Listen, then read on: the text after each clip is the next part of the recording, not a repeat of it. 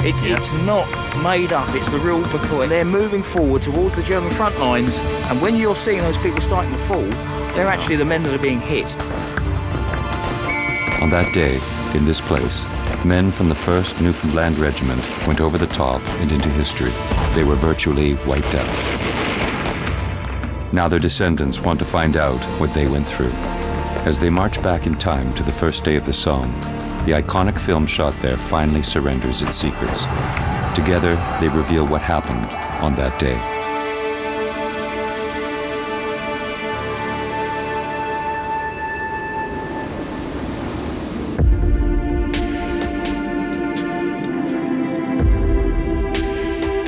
Z-Day, the first day of the Somme. It was supposed to be a great victory for Britain. The generals like cameraman Geoffrey Malins document the inevitable German defeat. But instead, he recorded the wholesale slaughter of British and Allied troops. Malins' shocking footage has never been shown as filmed. It was combined with fake sequences to create The Battle of the Somme, a propaganda film to rally a grieving nation. The Battle of the Somme, when it first opened in August of 1916, was a huge hit. You would have to call it, if it's not crass, a box office smash. I've seen calculations that say that in the first 6 weeks of its release, there was something like 20 million cinema admissions in Great Britain. And that's at a time when the population of the whole country was 43 million. The film's iconic images defined the Great War. Yet the real story, hidden in the footage, has remained a mystery. Somehow there are people below and in front of him, and we can look at the images. Military historian Andy Robertshaw is an expert at teasing out new information from old sources. He studied the film for years and now thinks he can identify Malins' real footage, give names to the heroes who fought that day, and find the places where they fell. It's never been seen in the way that he filmed it. That narrative is lost. It's been used as wallpaper behind talking heads in documentaries, and yet the story is compelling. It's the story of men going into action and some of them not coming back. Well, I'm convinced and you're convinced that that's a fake. Yeah, I think so. What's the next? Can we watch that next bit? Okay. So this is the actual attack that everybody's seen repeatedly. Yeah. The more you look at that one, the officer has got a stick. Mm-hmm. And nothing on his back, but no one's got any anti-gas equipment. There are no haversacks, nothing. Well, the thing that a veteran pointed out to us while he was still alive is also this is nothing like a real trench. No, this is kind of just an earth bank. It would give you no protection against anything. The next bit is significant. It's that he's filming over the top of a sandbag. Yep. He's filming down. This clip, showing soldiers crossing a field under fire, has been argued over for decades. Was it faked, or is it real? Somebody falls, somebody falls. Do you want to see that again? Yep. Well, I must say you're seeing far more detail in this than I've ever had watch them explained again. to me before. Here they go. They come in file. Now, these men jumped off, by the way, not as we imagine, side by side. They jump off in file, one behind the other, in Indian file, as they call it. And watch them slowly, and you'll see that they fall. He goes down, and I'm pretty certain they've been hit. Yes. They're feeling sheltered by? If authentic, it's probably the first footage of men falling in battle ever captured on film. But the only way Robertshaw can prove it is to go to France. And I want to go there and say, look, is this correct? Is that the right place? It's here on a 20-mile stretch of the Western Front that the Battle of the Somme was fought and captured on film. German and Allied forces were locked in a bitter stalemate. The French and British were desperate for victory. Close to where Malins was filming on July the 1st, 1916, the 1st Newfoundland Regiment went into battle and were slaughtered. It was their first taste of fighting on European soil. And they suffered one of the greatest single-day losses of any unit during the war. At roll call the next day, only 68 of its 780 men would respond. Brothers Durham and Howard Coombs have a personal connection to the story. Their great-uncle and a cousin were both in that regiment and fought on that day. They've come to France to trace the fateful journey made by those men. Private James Howard, who'd already seen combat, and Private Linus Coombs, fresh from training. One of them lived and one of them died at the Somme. I want to feel a connection with the past. I want to feel some thread of continuity connecting me with my relatives in the Royal Newfoundland Regiment 90 years ago. The brothers travel back to July the 1st, 1916. I wonder what was going through his head. Taking the same train trip as their great-uncle, Private James Howard. Howard and Durham served as Canadian infantry officers in combat zones that included the former Yugoslavia and Afghanistan. Howard now teaches military history and commands a reserve infantry unit. Durham retired from the military and is now working on his law degree. You know, this is the same trip, the exact same trip that James John Howard took, right? 90 years later. But he wasn't sitting in seats like these. I mean, they were all cramped up in the cars. They're not traveling in style. They are uncomfortable, and they're not happy. Hard, cold, wet, miserable, hungry. Just let's get there. And just let's get there and get on with our job. All right. Yeah. For many soldiers, the journey to the killing fields of France started thousands of miles away, because when Britain went to war, so did her empire. Back then, Newfoundland was a self-governing dominion of Britain. At the archives in St. John's, Howard Coombs tracks down his relatives' service records. James Howard is service number 560, and I'm at service number 559. Oh, here we go. James John Howard, from his file, it really doesn't give you an in-depth look at his background. We can tell from where he lived in the city that they were a reasonably well-to-do family. His father had a trade. His father was a sea captain. His mother stayed at home. He was listed as a printer, which is clerical in nature. You have to be educated to be a printer. And being any young man, he probably took to army life very well, because you don't live at home anymore. You're not with your parents, and you're on your own. Let's take a look at Linus Coombs. Linus Coombs is a small man, like many of the other men in the Newfoundland Regiment. Chest fully expanded, 39 inches, for example, 5'7", 130 odd pounds. Amazing when you think that these men were carrying 70 pounds of equipment on the field of battle. He's older than most. He's 25. And we have some photos of him which show him in his uniform, and they're very proud photos. I call them hero shots, because they're with his rifle, and they're obviously his equipment, and they're obviously shots posed to come back to Newfoundland for his family. And they're great shots. You see the same ones today with kids when they come out of training.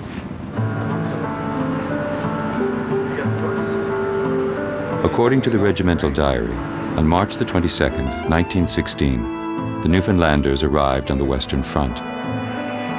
The Battle of the Somme was just over 3 months away. The end of the line for tens of thousands of soldiers was Pont-Rémy Station.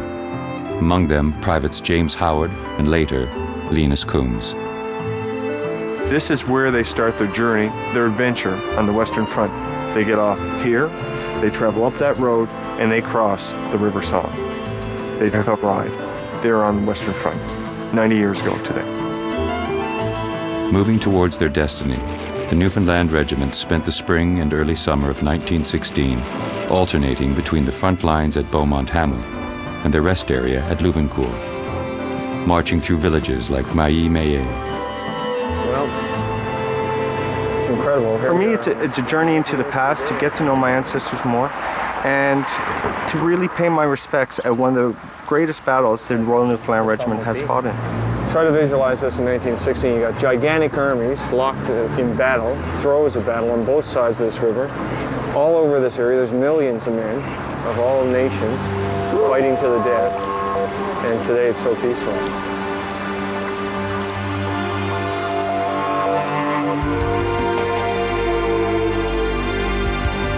A team of British investigators is getting closer to the battlefield. They're looking for the truth about a film shot on the first day of the Somme, and they're about to have a breakthrough. And you look at the size of those shells bursting on the target, that's it. Andy Robertshaw has been joined in France by Alistair Fraser and Steve Roberts, fellow Great War investigators. They're trying to track cameraman Geoffrey Malins' whereabouts in the build-up to the Battle of the Somme by precisely locating the events he filmed. They're using a technique called match framing, matching Malins' footage with new footage shot at the same locations. I'm really concerned If they succeed, they'll use the same technique to try and pinpoint the site of the film's controversial combat footage. Their first target is a scene filmed 3 days before the battle. The one I'm really very keen on, and I did a bit of driving around to try and find it, is this sequence of General Delisle giving that speech that we've got the text of to the Lancashire Fusiliers. And I've got it, I think, to being behind the village of Malins. Well, the man is in the right place at the right time. Yeah. And I would say, deducing from the badges alone, Yeah. and the other clues in the film, that we would have a good match. And I'll take you there and see if you agree with me, but I think it makes sense.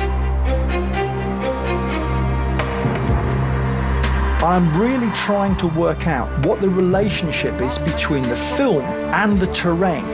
Can I link those together? Can I work out where people were? On the day before the battle, General Delisle, a divisional commander, delivered a speech intended to inspire. He's quoted as saying, "We are now taking part in the greatest battle in which British troops have ever fought. To you have been set the most difficult task, that of breaking the hardest part of the enemy's shell. I expect you to break that shell." Using information from wartime maps, Robert Shaw searches for the precise location of the speech. So we've got a really nice sequence here, which is just a couple of days before the battle began. I mean, they're probably breaking the news there's going to be a few days still to go because the battle's been set back. And he's also then explaining what they're going to be doing and how important it is. This is the big push. Of course, you've got to also remember that they're doing this with the sound of the guns in the background. Absolutely. The bombardment's been going for several days. And didn't we say that there's some gun positions just down here and one over there as They well? will be in amongst the gun positions, yes, some Absolutely. of the heavier stuff. Right. Is there any features on that bank beyond the obvious stuff? There seems to be a ramp Yes. in here. Malins is filming basically just quarter on, isn't he? Yeah. Towards him. Yeah. Towards there. And we've got it. I mean, I think that's pretty. There's obviously this lot here has got more vegetation on than it did in Yeah. 1916.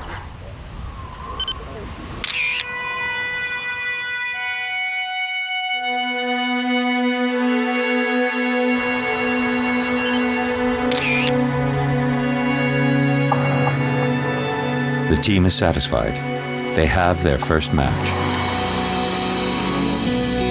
They move on to a sequence filmed the morning of the battle. In the early hours of July the 1st, 1916, soldiers of the Lancashire Fusiliers were sent through a tunnel to a sunken lane right in the middle of no man's land. This scene was filmed only 60 minutes before they got the signal to go over the top. For many, this would be their last hour alive. So where we are now is at the very end of this lane. In fact, that's the still from Malins' film. It says it's about 6:20, which makes sense. He then says that... Using Malins' memoirs as a guide, the team think they found where he stood on the sunken lane. He then says, I filmed the waiting Fusiliers. Some of them looked happy and gay, others sat with stern, set faces, realising the great task in front of them. Well, you can see quite clearly in the film that some of the men are pretty frightened. Yeah.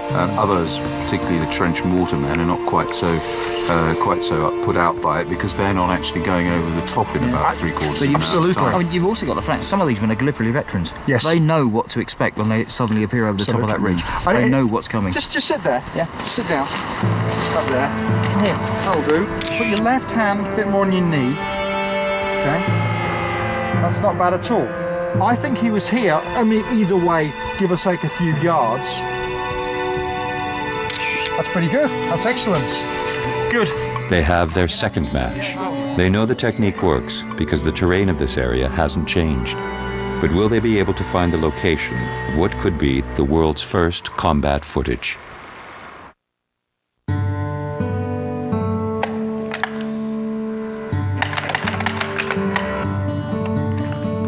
Following in the footsteps of their relatives who fought at the Battle of the Somme, the Coons brothers are in France, returning to the spring of 1916 and preparing for war. Newfoundland was Britain's oldest territory and was fiercely loyal to the Crown. The young men of the Rock dropped out of school and quit their jobs to be part of this great adventure, forming the 1st Newfoundland Regiment. They were sent to Turkey and fought in the Gallipoli campaign and at Suva Bay before moving to France at the Western Front.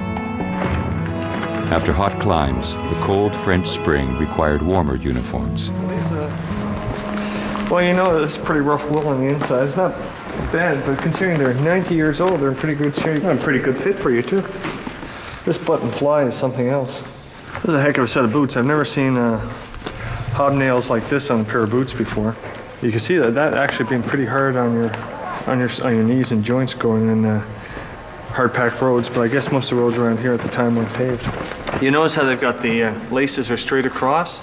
That's if you had a foot injury, you could just cut it through and the eyelets would pop open. So now you just tuck it up under and flip it around 2 or 3 times. Just get rid of most of the excess.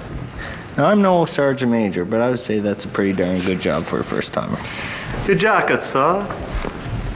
Another wool item of wool Another cup of tea with that.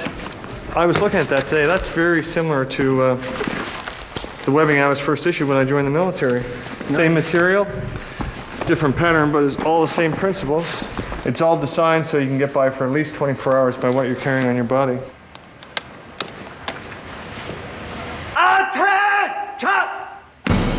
All right, soldier, let's take a look at your equipment here. Pretty shoddy, I must say. Let me see, helmet. You have your gas mask. You got your pouches, empty of course. You go see the CQ, get some ammunition for that. Good putties. Of course, your boots well oiled. You have your gas mask hood, canteen full, your little cooking stove. I feel your rations. I see your bayonet. Looks like you're good to go, soldier. Not too shoddy.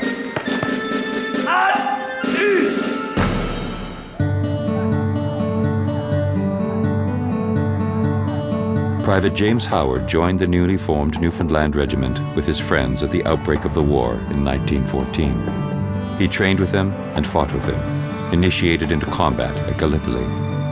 Private Linus Coombs was a new boy. He came to France in April of 1916, joining an already battle-hardened regiment. But 2 months would have been enough for a man like Linus to make friends. His daughter, Marjorie Ball, lives in Dartmouth, Nova Scotia. Howard. Marjorie, hi. How are you? So good to see you. I remember a lot of things about him when I was growing up. Everybody loved him, all our friends. Well, we're having a party tomorrow night, or, you know, if you all come. Oh, he'd stay up till everybody was gone, you know. He just loved people. What kind of songs would he sing? Carry me back to dear old Haiti. Put me on the train for Leicester Square. Take me over there. Drop me anywhere. Liverpool, Leeds, or Manchester, well, I don't care. Hi-dee-diddly-di-dee, carry me back to Blighty. Blighty is the place for me. That man's got clearly a 29th div triangle yes, there. You can certainly see that. That's one of the bits of evidence we use. This is another shot that is claimed as a fake. And just as a filmmaking point of view, I have always wondered why, if you were going to stage a trench rescue for a film, why not give it a happy ending? Yes. And it's a small detail. One of the things that makes me believe in this scene is precisely the fact that the caption tells you the guy died. Absolutely. Andy Robertshaw and Roger Smither are trying to identify the anonymous hero in one of the most iconic images of the Great War. The men who served were all individuals like you and I, and some of them came home to their families. Sadly, some of them didn't. And it would be wonderful if we could take a sequence of film and say that is a certain person, to make it about individual people rather than a mass army.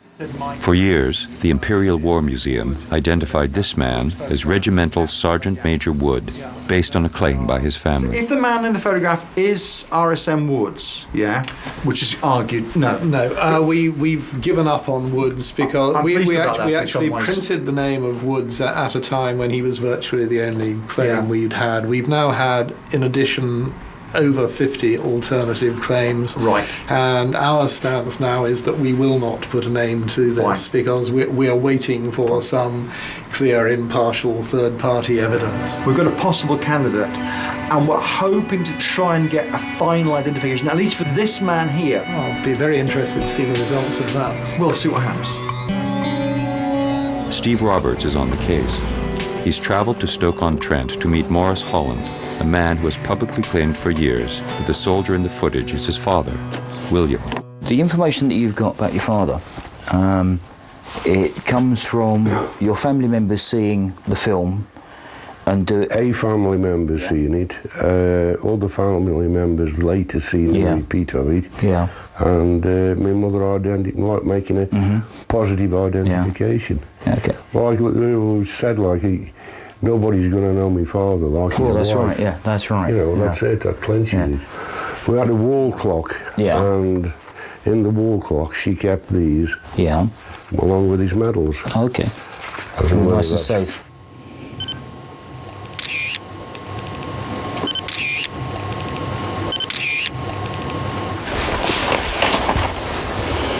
Oh, and the photograph as well. Yeah. Oh, excellent. Thank you. Okay. So really, you've over the years you've grown up with this image of your father. Yeah. As a hero here. No, he wasn't an hero. He was my dad. There's a difference. Yeah. All dads are heroes. Have you got any other photographs of your father? Well, only the ones that are in here. What, the ones in the album? What's the heroism at the seaside bit there as well? There's a young woman who was in trouble in the water out in the bay there. Yeah. And he spots her, and being a strong swimmer, dropped his shoes and his jacket off and took off from the pier and went out and brought her in.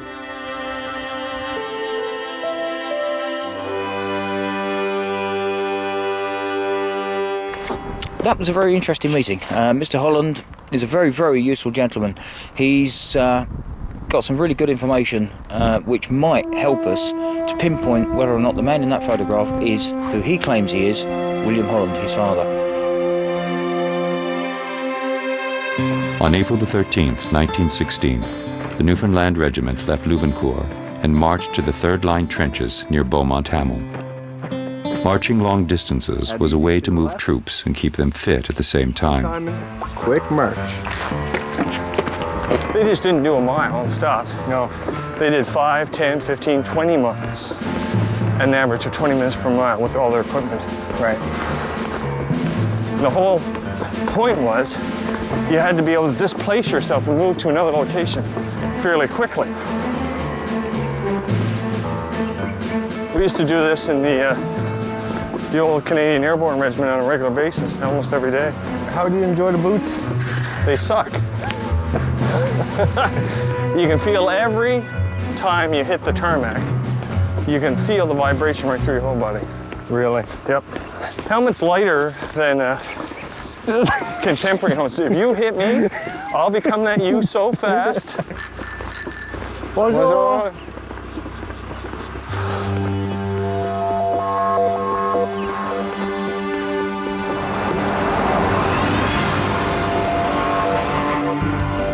Across the channel, Professor Al Fellini is one of the world's leading facial recognition experts. Scotland Yard calls him in to identify alleged criminals and terrorists from video surveillance footage. Today, he's trying to name a hero.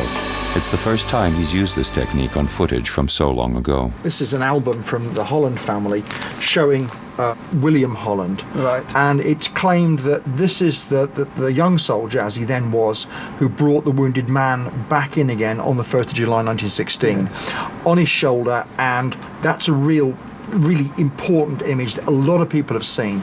Okay, let's see if we can look at these pictures for comparison. You can see the ear actually has about the same degree of protrusion as this ear, and you can't see any obvious differences between the structures of these two ears. Indeed, the inner helix appears here and looks similar in form to the inner helix there. The eyebrows and the brow itself are actually curved downwards quite strongly. That's obviously not found in everybody, so that's a characteristic of this particular individual, and it's found in both pictures. The corner of the mouth points downwards where it joins the lower lip, and it does this on both men.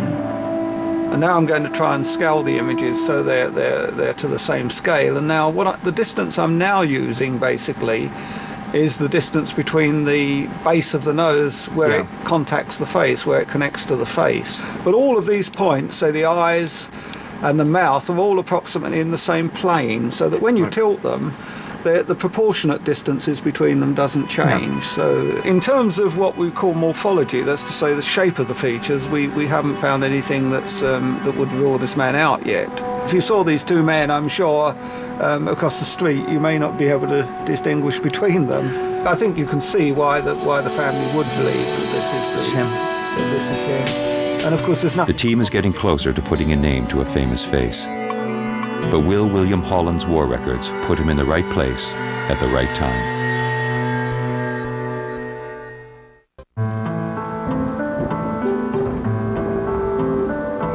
The Coons brothers are retracing the path of their ancestors to one of the bloodiest battles in history. On April the 13th, 1916, the Battle of the Somme was only 2.5 months away. The Newfoundland Regiment passed through this village on their way to the front lines. The local bed and breakfast was a field hospital. These are all the regiments that came through Malins. Oh, un instant, ici. Ah, celui-ci. Oh, ben, ils sont Wow, deux, look je at pense. that. There's a Newfoundland Regiment cap badge right there. I'm going to show on my relative's hat badge. Private James Howard's cap badge has been passed down through the generations. For Durham Coombs, it's a family treasure that connects him to the past. You know, you're issued badges every day in the military, but badges I'm putting on this uniform is close to 100 years old. The badges that you're putting on this uniform marched through here 90 years ago. Like, they came to France, went back to Newfoundland, now they're back in France. To actually be in France must have been fascinating for them. And for Linus, it was still probably the great adventure. But you know, James had already gone through Suva Bay. He probably had a pretty good idea of the reality of war by this time. I would like to say that there's excitement, you know, a little bit of apprehension maybe about what's upcoming. But, you know, I sort of think in reality that there's fear. The separation from home. The anxieties, the noise, the confusion. So there you go. What do you think? It's done. A little bit rough, but I think James would have been okay with it. Oh, that's neat.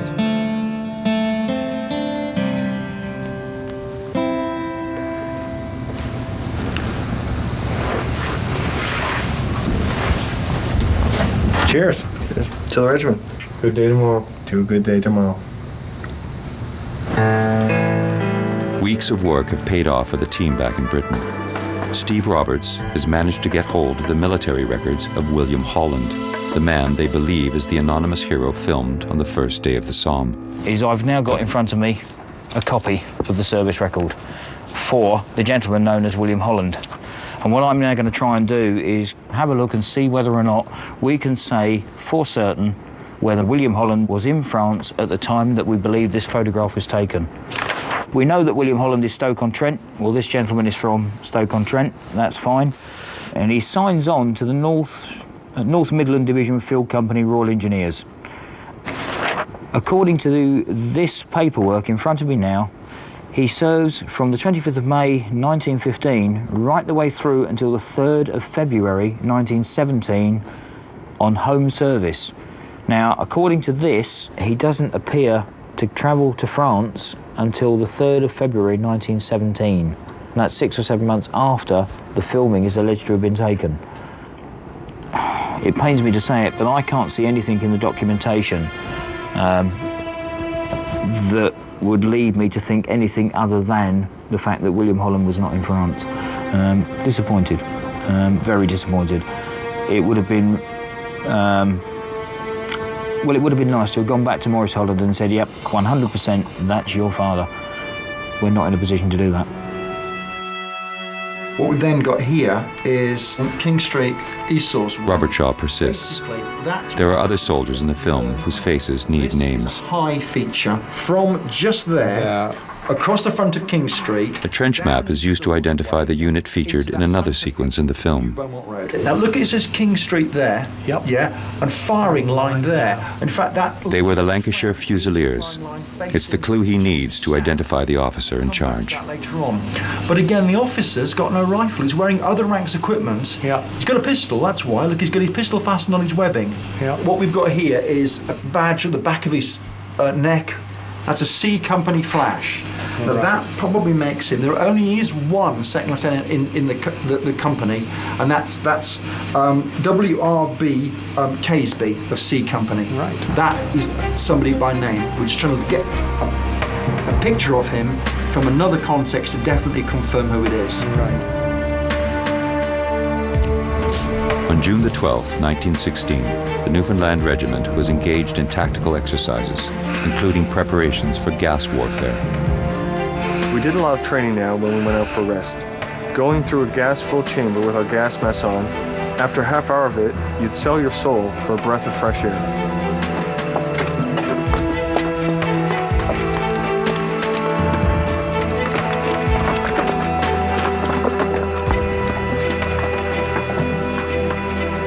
Interesting, these First World War trenches. I know, this is so neat, I must say.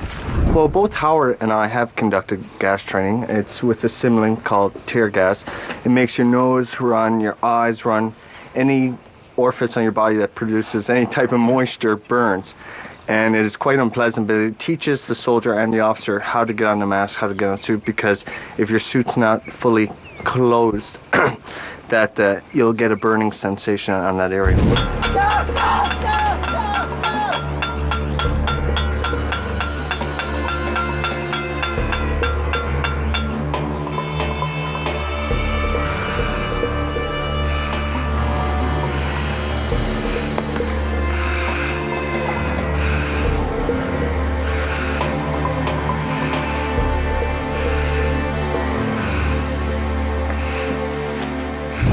You can hear us, they're hot, they're hard to communicate in.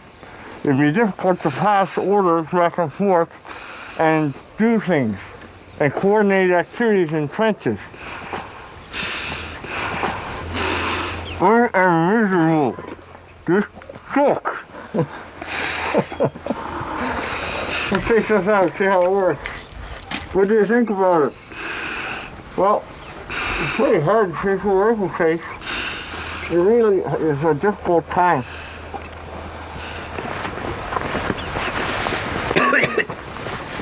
Whoa.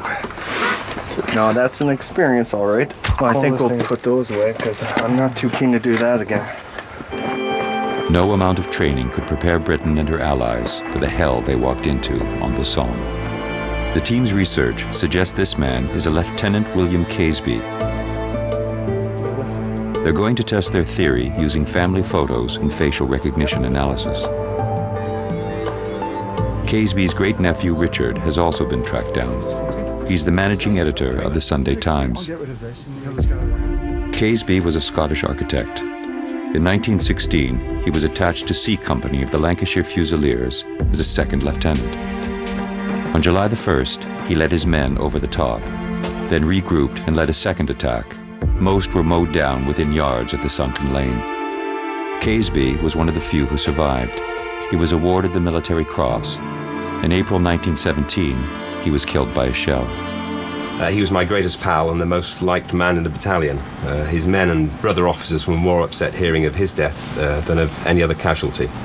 He was the bravest and most efficient officer we had, and he was liked by everyone. I myself was with him just before his death and walked up to the line with him. He was very cheery, always cheerful. It's quite a moving letter. Isn't it? Has it worked? But was this doomed hero of the Somme caught on film only days before the attack? The sort of first things you can observe is there are some similarities immediately. A photograph of a young Lieutenant Caseby, taken early in his career, is the basis for facial recognition analysis. Proportionate size of the nose seems to be about right, and the line of the jaw is very similar. And you can see there that this is passing directly under this man's nose and also appears to pass under this man's nose within what one can say from the quality of the image. And then we'll look at the chin. And the chin does appear to be out, so we've got a problem there. Quite a bit of a difference in the length of the face. Now, The team hopes a second photograph of Lieutenant Caseby, taken from a different angle, may result in a positive match. but it looks again as if we've got that same issue with the chin. The chin is not simply not large enough. So I would say that in all probability this is not your relative. Wow. Really? All right. We have a lot to somehow account for. It does present a problem there. It's disappointing in some ways, but particularly for you. It's disappointing for us. But I often disappoint lots of people. But the thing is that based on the documentary evidence, everything said it should be him. But what you've just proved is it isn't him, therefore it has to be someone else, which is a logical thing to say. Yes. And the question is now, I mean, from your point of view, disappointment. From our point of view, then who is it? Personally, I'm gutted. I mean, I was under a distinct impression from everything that was in the documentary evidence that said that was Second Lieutenant Caseby. Well, although it was personally quite disappointing not to have the match made, what it does tell you is that you can sort of reach down over the years and actually try and touch history, as I know it has done for other families who've taken part in the project. But maybe one day the chaps investigating this, they may well turn him up on that film. I hope they do. Saturday, June the 24th, 1916. Z-Day was 1 week away. It was a rest day for the Newfoundland Regiment. In his memoirs, Private Leopold M described cooking dinner in a helmet. It's kind of rusty, but I think we cleaned it up the best we could.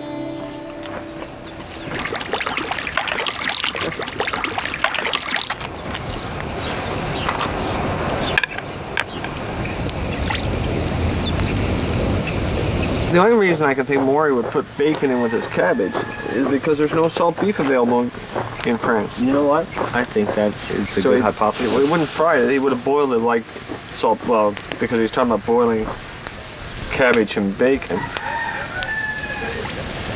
This is just like army life, because I joined the army because I wanted to get out of Newfoundland and travel, and I saw every place where every unimaginable thing could happen to a person. And there was no 5-star hotels involved. Gosh darn it. Yeah. Get a big piece of bacon. There you go, with nice hangings of white fat. Okay. Bottoms up.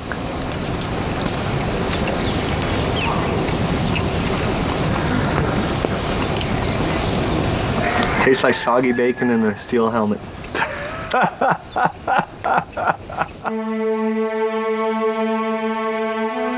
There are different ways of getting at the everyday lives of soldiers in the trenches. And for the first time ever, a forensic lip reader will examine the film. The team hopes she'll give voice to those long dead.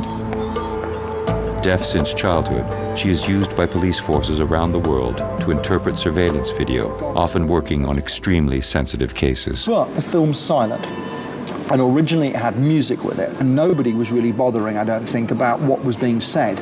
But in some sequences, we've got people speaking.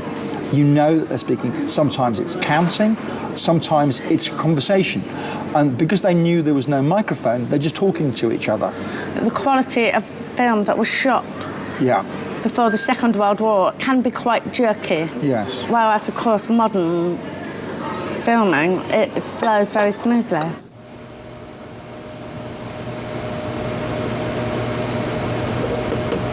So I just want some. That's the one. Get them up a bit. Get them up a bit. Oh, because he's... I think he's talking to the boxes. Yes, he is, isn't He it? wants the boxes up. Yeah, because he's got the crowbar, hasn't he, to get the lids off. He said, get them up a bit. Come on then. Check them. Well, they are. I mean, they're checking him down that line, doing. aren't they? They are, aren't they? That's good. The thing is that these men, they've been dead for years, these people, and we've got him actually speaking. Shall we move on then? Because the next one is a bit further in. 2 seconds. Here, these. In the back. The fat man and the short man. You go, you go. You go. Good. You. And then he said to him, yes, that's it, got them all. He said that one to the man beside him, and then to the people in front, he said, go on, go on. Fantastic. Okay, and then that one, go on, yes? Which we've got, that's great. And then the next one then is this one.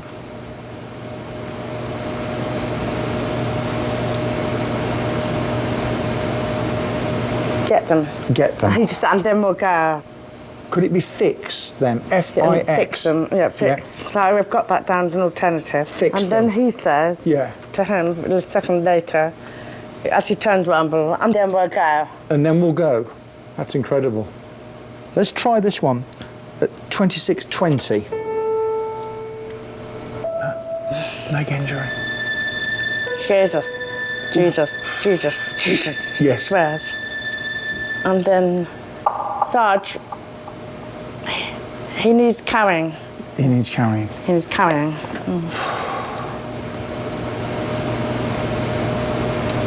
Anything here?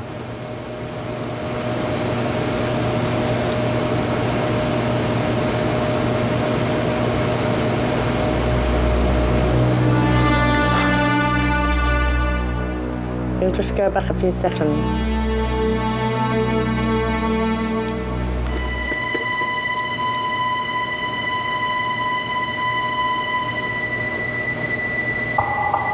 I hope we're not in the wrong place, because next time I'm just going to something and get out. He's not got the speech of a highly educated person. It's a bit like the speech we nowadays would call the, hey, what, you know, well, I'm bothered. He's a Lancashire man. Ah. He's from Lancashire. Hope we're not in the wrong place, because next time I'm going to and get out. Can you see that, man? Yes, I can. Oh, yeah. I find that's incredible. I mean, I wonder if he survived that day, because sadly they were in the right place, and many of them die in the next hour or so.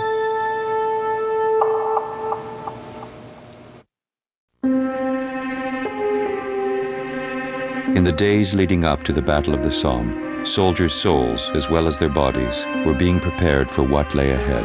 It was an open secret that they would soon be ordered into battle. The Roman Catholics from the Newfoundland Regiment took communion at this church in the village of Louvencourt on June the 28th, 1916, just 3 days before the attack.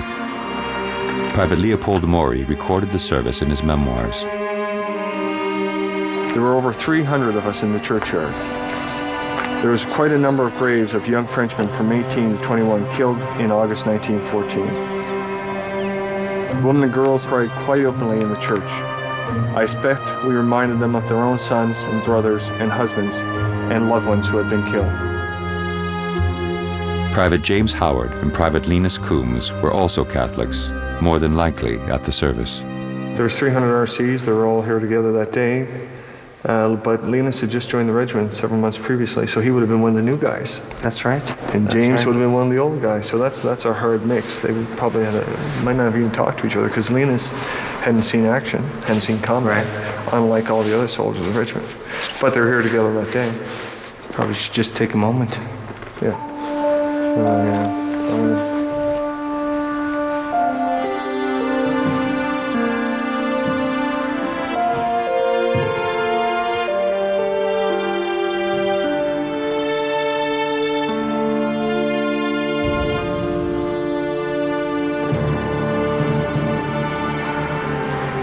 On the eve of the battle, the soldiers of the Newfoundland Regiment started to move towards the front lines with other British and Allied troops. The plan for Z-Day was a staggered mass attack in which the Newfoundlanders would be the last to go over the top. You're going for the guys who had been in Silva Bay and Gallipoli. They knew what they had a taste of what was going to happen, so they might have had an understanding of what was going to occur the next day. For the new soldiers, the draft that arrived in April, including Linus, it would have been something new, probably didn't know enough to be scared yet. Right. And for the draft that arrived that night, I'd have to say those guys were just confused. They're probably anxious, because now they're thrown into, with the 1st Newfoundland Regiment.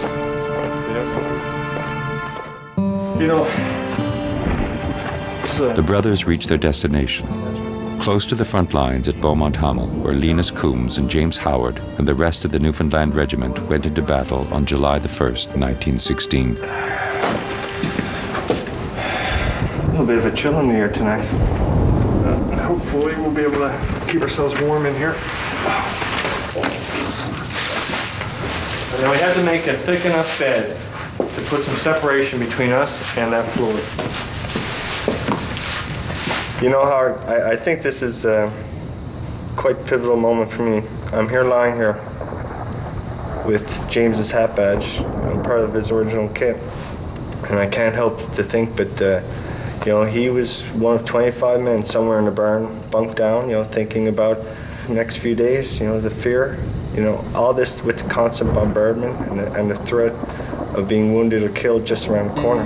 I mean, you know, he was doing this 90 years ago.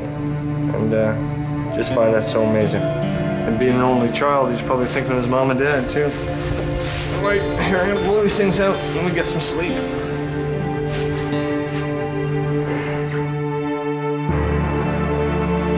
On July the 1st, 1916, 13 divisions of soldiers, 100,000 men, waited for the signal to attack. At precisely 7:20 in the morning, the battle began with the detonation of a huge underground mine beneath the German front lines. This is the next location that Andy Robertshaw is trying to match frame. Possibly a mine charge sitting on... If he can find the position the cameraman Jeffrey Malins was filming from, he'll use it to work out where the famous combat footage was shot. Philip Robinson, a former Royal Engineer, is an expert on underground warfare. Well, this group of trees up here, that's the Hawthorne mine. The crater lies just beyond, inside the trees. So let's have a look at the film now, and then we'll just see what we've got. When it goes up, it's silent, it's black and white, it doesn't look very dramatic. I mean, how far up in the air does all that stuff go? Probably about 600 or 700 feet, but also dispersing quite widely. The idea was to blow up a huge amount of soil and create high crater rims, which it was intended should be captured by the second Fusiliers. Yes. It would have allowed you to look down into the German trenches on either side and bring fire into them. It goes badly because the Germans respond so quickly rather than anything else. An amazing speed. German soldiers from slightly further back moved in immediately. In 1916, this nondescript hill was considered worth dying for. Well, I suppose the thing is that if you're a German soldier, your visibility from here is fantastic, isn't it? Well, here, and we'll see, and in that direction, I mean, this has the most fantastic field of fire. I mean, so you can see why they wanted to take this position out. No, it's a very, very significant position, and as such, of course, it made whatever else you did with it, it made sense to destroy it from underground. Destroy it and then seize it, which is the other thing, of course. Well, ideally. Anyway, here we are. Pretty big crater. It's an enormous crater, isn't it? 220 feet, if I remember rightly, across it. And the second crater overlaps it. Yeah. Down here. So it blew out basically that whole of that central ridge as well. That's right. How much explosives? 40,000 pounds. If this was roughly 40 feet depth crater and the mine was 70 feet, so the mine was originally 30 feet below. So obviously a mass of spoil falls back in on the mine chamber. Yes, and then crushes the whole thing. Yes. Hang on.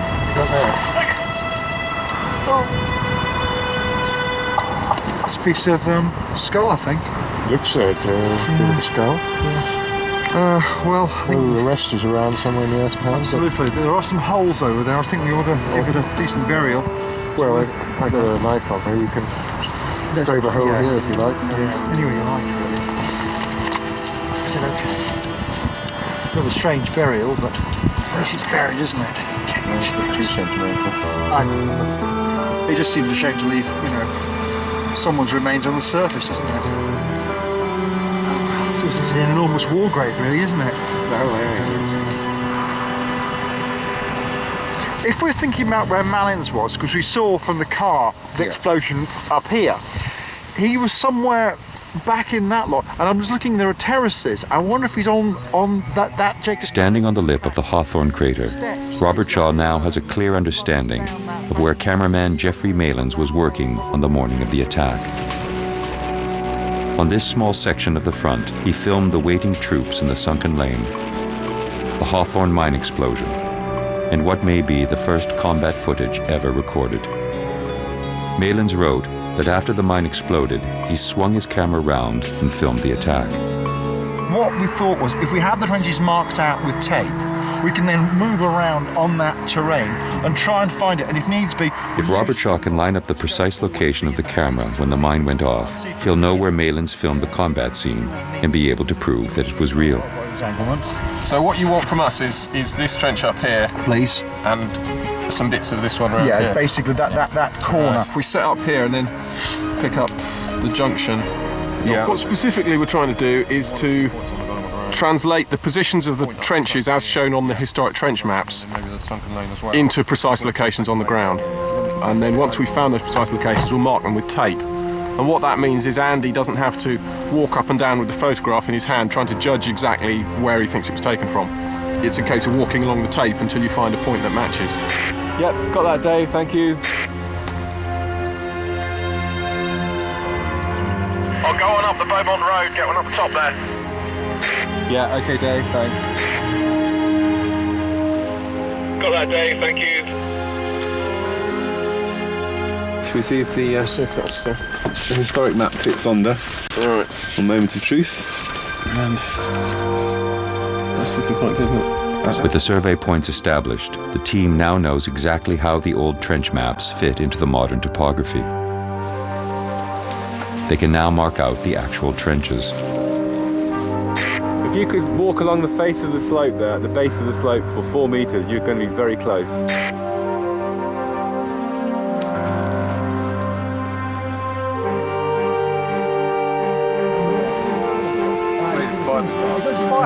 Well, I've heard, if you look at where the line of the sandbagging for Jacob's Ladder goes cuts down the far horizon where the crater now is. Correct. And you come down into here. Yeah. It's basically there. He's picked it quite carefully, hasn't he? Yeah. To make sure he's safe, which is sensible. Yeah. Can you try framing on that now, onto the crater, and see if it makes sense, and then show the others? Because what we're going to do then, that's our shot. Yeah. We need some photographs of it.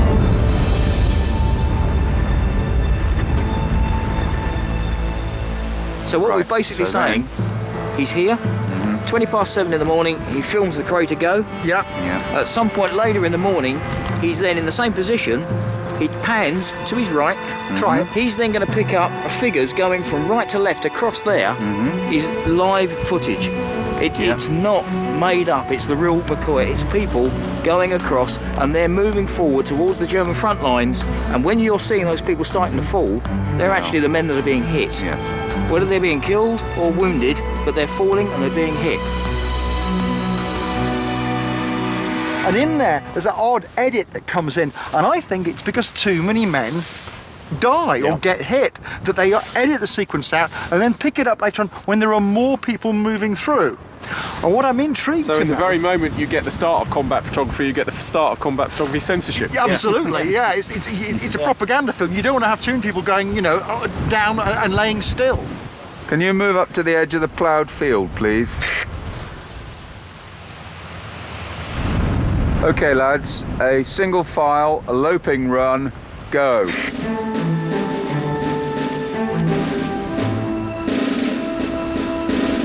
They're about the right size as well that way. We've just all been killed, which is a slightly spooky sensation, isn't it? Malins was somewhere just about here on the 1st of July. And it's a culmination, really, of all the research and lots of assistance that means that I can say, that's it, we've done it. And from my point of view, it's great. The Newfoundland Regiment's role was to be the third wave of infantry to attack. The men were to leapfrog over the victorious troops ahead and capture the remaining German trench. The Coons brothers are at Beaumont Hamel, where their relatives Private James Howard and Private Linus Coons met two very different fates on July the 1st, 1916. Good morning, gentlemen. Howard Coons. This is my brother, Vic. Durham. Hi, Hello. nice to meet you. I'm a German. Durham. Hi, how are you? We made arrangements With the help of battlefield guides Vic Piuk and Norbert Kruger, they hope to understand why the attack went so terribly wrong. Perspectives. both for We were thinking perhaps we could split up and then compare notes afterwards. Seems a good plan. We'll do so. Yes. Can I? Okay, follow. Great, Vic. In every trench you could find deep dugouts with 6 meters of earth, and the British artillery didn't succeed in destroying these dugouts. That means the regiment which was here had during the 1st of July only 94 dead and nearly 100 wounded. That means 200 from 3,000. In comparison with the Canadians or the Newfoundlanders, it was only a small part. Now this would be a communication trench. Like I read about trenches called Tipperary Avenue, St. John's Road. Are we in any of those right now? Yes, we're going to enter just on the inside of the park. We're going to enter St John's Road, obviously named in memory of the Newfoundland lads here. How it worked actually was that whichever unit was in the line, they sort of picked an area, something that reminded them of home actually. Right. So very eloquent really in terms of the Newfoundland Regiment. Norbert, can you see the British objective, the village of Beaumont Hamel, from around here? Yes, it's a little bit difficult. You can see at the left a white house, right, and there's the tower of the church. You see only the upper part of the tower. Because that was the objective. The Newfoundland Regiment, my relatives, were trying to achieve on the 1st of July. You see, it is a long distance from the starting point to the village when machine guns are firing. Here we are. This is the sharp end. This is the front line system, British lines. At this 8 o'clock or 9 o'clock in the morning, nearly the whole British army was convinced that they will win the war at that day. The Newfoundlanders are very keen to support this attack. It's their first taste in action here on the Western Front. They're keen to show what they can do as men, keen to show what they can do as Newfoundlanders. If they've been ordered forward, they must be needed. They don't want to let anyone down, these men. So they start, initially, plan A was to play it by the book, which was to work their way up through the communication trenches. But almost 9 o'clock in the morning now, an hour and a half after this battle has started, the trenches are full, clogged of men who have gone to ground, men who have been wounded. It's great confusion in the trenches. With that enthusiasm in mind that these men have, they actually leave the safety of the trenches to join the attack at the earliest possible moment. It's one of the things that leads, sadly, to their undoing, because the minute they leave the safety of the trenches, they are the only things moving, basically, on no man's land. They make an unmissable target. So they start to fall before they even reach the frontline position. And having left this position, they're into no man's land properly, and then really into the teeth of hell. So like 90 years ago today, James and Linus, if they made it this far, would be in this trench system waiting to go over the top? Absolutely, yes. Within feet of where we're stood now. Wow.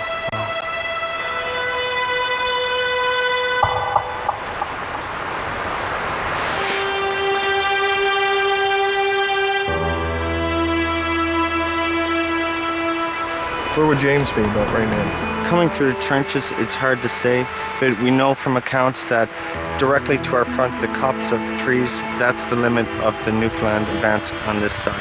So all we can determine is James went somewhere through here. Unfortunately, James was designated missing in action on 1st July, and later that year, towards the end of 1916, I believe somewhere around September to November timeframe, the Colonial Office sent Patrick and Joanna a letter stating that he's now officially not MIA, missing in action, but killed in action. Now, Linus, we don't have a clue. No. Linus Coons could have been anywhere in this area. He was shot in the right hip, in his nerve. He fell down, and he was somehow pulled back. We know he was in a field hospital on the 2nd of July, 7th General Field Hospital. And we do know in the family that he eventually has to have an amputated because it becomes even progressively worse. It's funny, I remember when I was really, really young, I went with Mom to visit them once, and she said, this guy, he was in the war, don't ask him about his leg. I said, okay, I won't. So she leaves the room, I think it was get some tea and biscuits for herself and Fellini, and I turn and said, "How did you lose your leg?" And he cackles and he goes, "Son, a tank ran over it." So I thought this for years, and it wasn't actually until about a year ago that I figured out that it was, as you said, he had it amputated after the war. Hey man, life's all about the stories. Linus lived until he was 88 years old. He didn't talk much about the war, but he could never forget the first day on the Somme and the battle at Beaumont Hamel. So I took off and enlisted, the 1st Newfoundland. I went through for 3 years. I got hit in July, Beaumont Hamel. About 750 charged that morning, and 68 answered the roll call that evening. So we got cut up pretty bad. And I was one of the lucky ones to survive.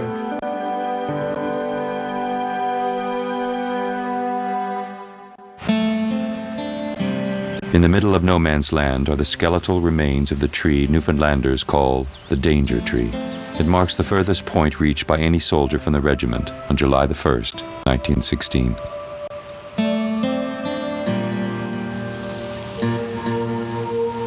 I'll leave us a little something home. From the shores of Newfoundland. Thanks, James, Linus.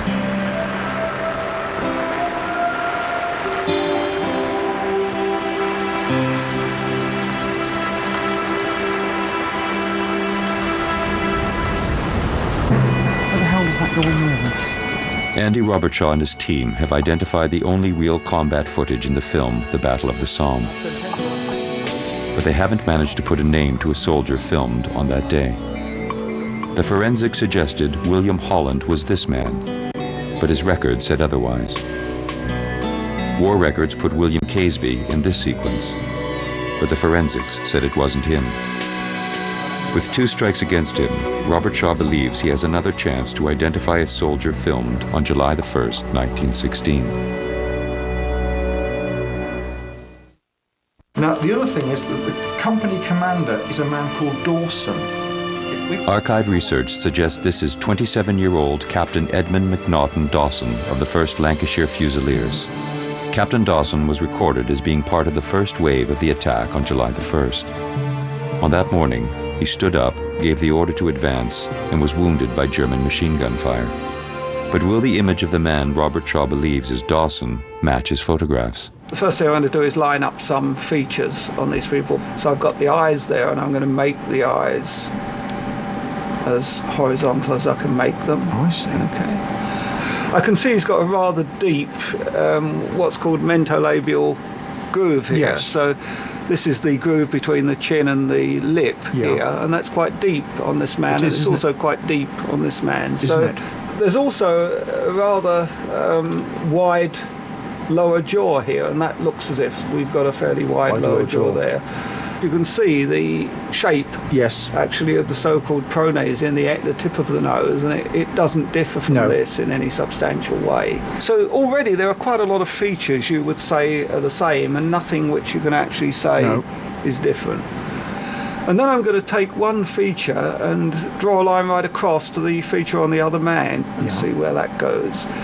So that looks as if between the nose and the eye we've got the same sort of distance. So if, for example, the police were asking me now for advice, if this were at the investigative stage of a process and said, should we investigate this man further, I would say definitely yes. Good. On the basis of this. Facial recognition has confirmed the military records. Robertshaw has found a hero from the Battle of the Somme, Captain Edmund Dawson. He's arranged a private screening of the footage for Dawson's granddaughter and her family. My grandfather, as I remember him, was a kindly, bald old man who played the harmonica, had a great sense of humour, was terrific with his grandchildren. My sister, my brother and I, had great games with him. And he told us stories, but not about the war. I never discussed the war with him, as far as I remember. And in a minute, there he goes, full face. Oh yeah, gosh. That's him, looking out at you. Okay. There's an incredible family likeness. Do you think there is? Absolutely amazing. My father at that age, really similar. There's a sort of jaw and mouth. Unfortunately, 1st of July 1916, they're in the frontline trench. Both Captain Dawson and Sergeant Major Nelson climb out of the trench and are both caught by the same burst of machine gun fire and fall straight back into the trench. Because they're leading from the front and up at the back and saying, off you go, we'll be along in a minute. I mean, it's a very distinctive action to stand on the top of a parapet and be encouraging your men out of the parapet. It's literally going to draw fire to you. So it makes me very, very proud to find out everything I found out today.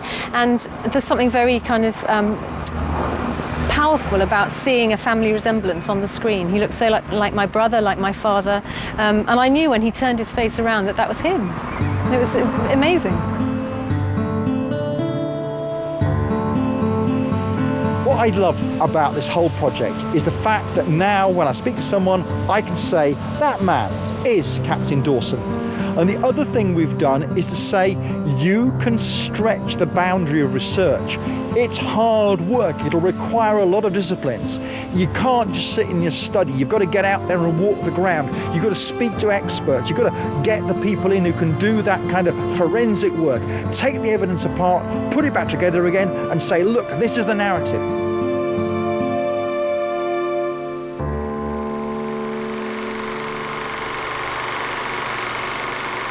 Can you give me a hand with that poppy?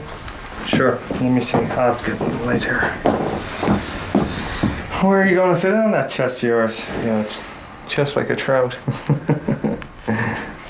There you go. Let's see. How do I look?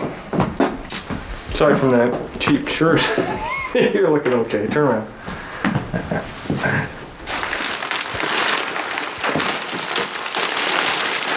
Sorry?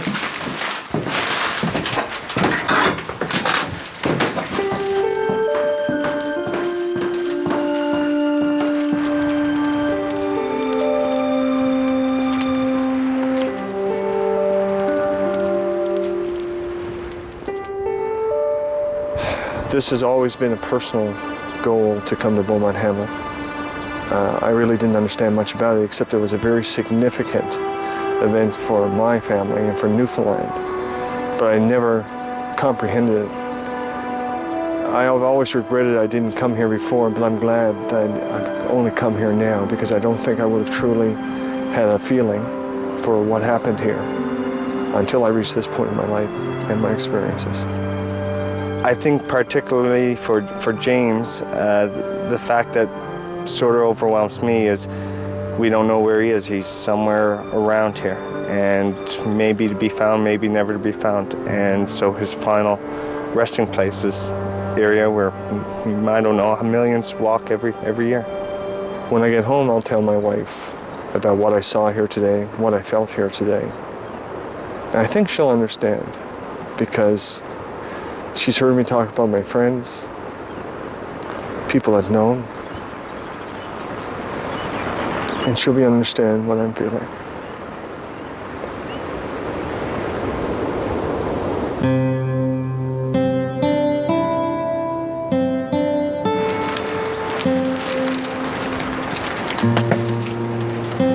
To the glory of God and in perpetual remembrance of those officers and men of the Newfoundland forces who gave their lives by land and sea in the Great War, and who have no known graves. Let them give glory unto the Lord, and declare his praise to the islands.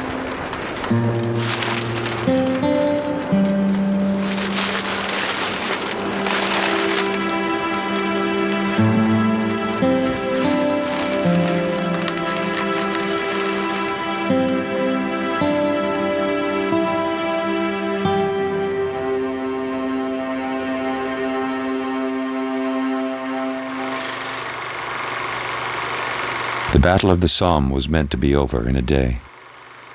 It lasted for almost 5 months. By its end, in November 1916, the Allies had advanced 6 miles.